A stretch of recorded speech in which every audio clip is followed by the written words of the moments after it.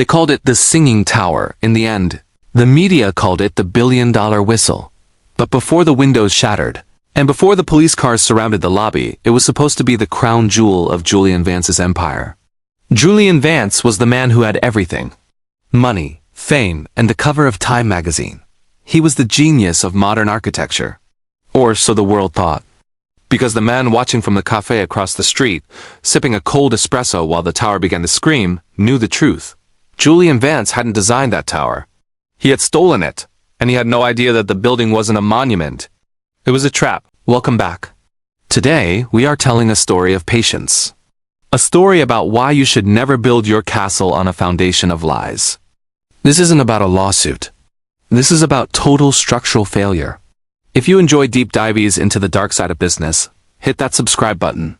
Now, let's go back 5 years to the day Elias Thorne lost everything. Elias Thorne was a ghost.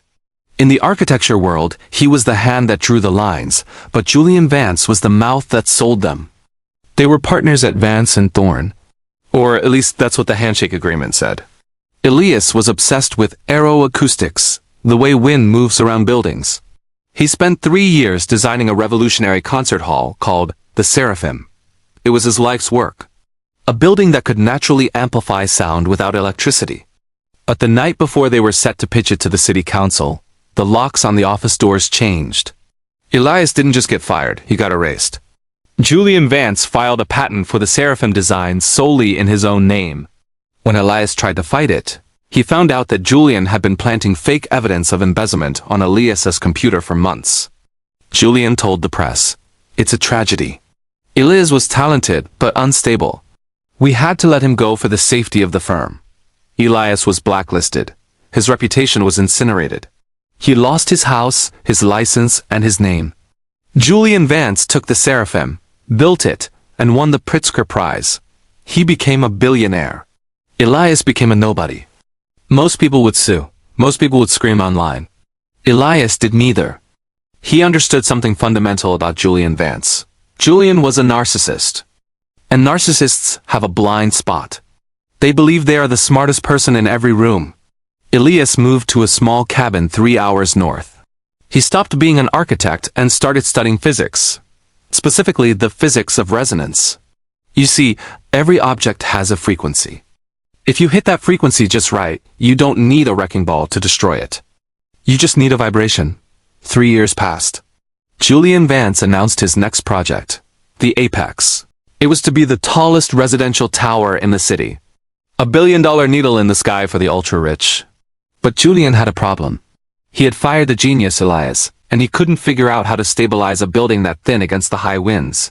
He was stuck.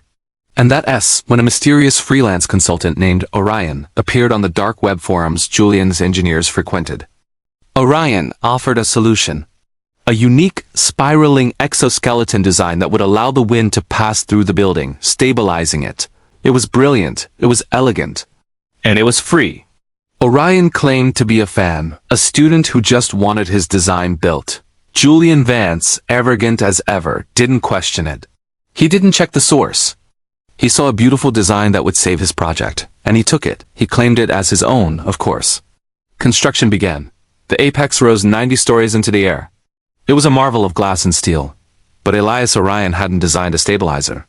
He had designed a massive musical instrument. The spacing of the exoskeleton fins was calculated perfectly. At wind speeds below 20 miles per hour, nothing happened. But at exactly 35 miles per hour, the average wind speed of a winter storm in that city, the gaps between the fins would create a von Karman vortex street. Basically, the building would act like the reed of a giant saxophone. The grand opening was set for November 14th. The mayor was there. Investors were there. Every penthouse had been sold for $50 million. Elias was there too.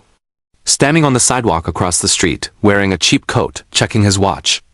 The weather forecast predicted a gust front moving in at 8 p.m. At 8:05 p.m., the wind hit 25 miles per hour. A low hum began to permeate the ballroom on the 80th floor.